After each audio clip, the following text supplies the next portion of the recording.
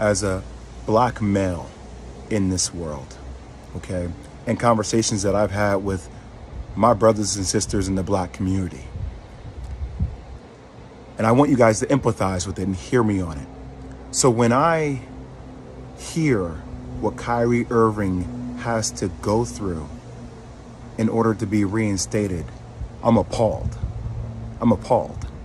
And let me give you examples of how I feel like we don't have the same energy and hold other people who have dealt with racial tropes accountable.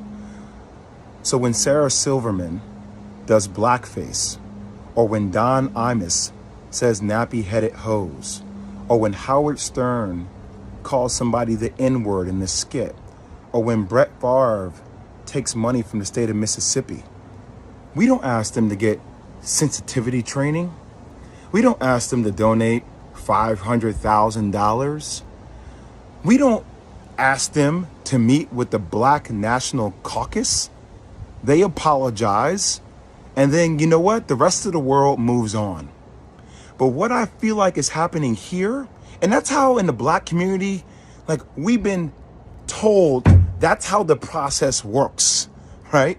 Think about that, Bert. That's how the process works. Oh, somebody does a blackface. Oh, it was a misunderstanding. We got it. Okay.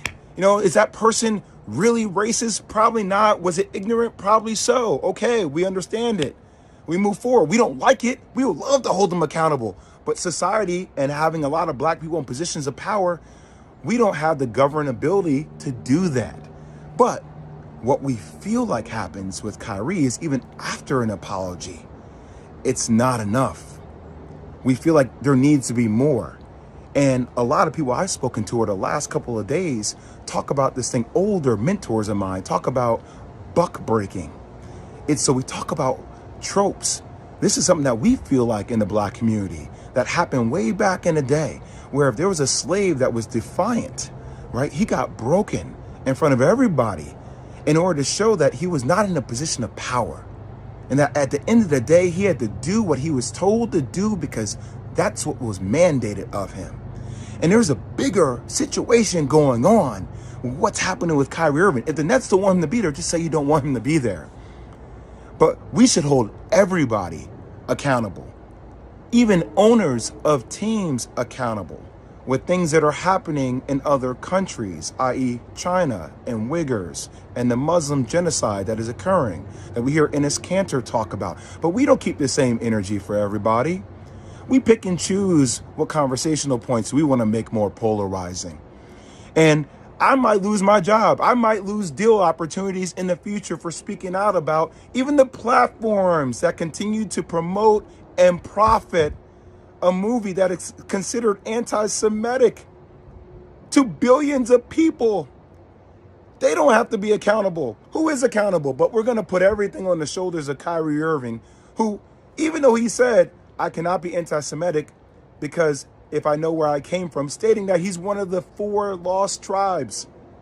He's saying that blacks and Jews come from the same entity, the same thing. But we don't want to understand nuance. We want to be triggered by words, and we like fire, and we like things that are, going viral on social media, and everybody has some kind of hot take, and we're calling people idiots, and we're calling people names because that's what we do.